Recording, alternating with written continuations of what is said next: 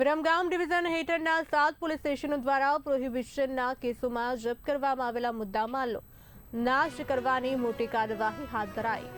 ઉચ્ચ પોલીસ અધિકારીઓ અને મેજિસ્ટ્રેટની દેખરેખ હેઠળ કાયદાકીય પ્રક્રિયા પૂર્ણ કરીને વર્ષો દરમિયાન જપ્ત કરાયેલા દેશી વિદેશી દારૂના જથ્થાનો યોગ્ય નિકાલ કરવામાં આવ્યો. પોલીસ તંત્રે જણાવ્યું કે ગેરકાયદેસર પ્રવૃત્તિઓ સામે આવી જ કડક કાર્યવાહી આગળ પણ ચાલુ રહેશે. આજરોજ વિરમગામ ડિવિઝનના 7 પોલીસ સ્ટેશનમાં કુલ 61 ગુનાનો પ્રોહિબિશનની પ્રવૃત્તિ અંતર્ગત આશરે 78,000 બોટલ જેની કિંમત 1,43,00,000 જેટલી થઈ છે તેનો પ્રાંત સાહેબની અધ્યક્ષતામાં નાશ કરવામાં આવેલો છે.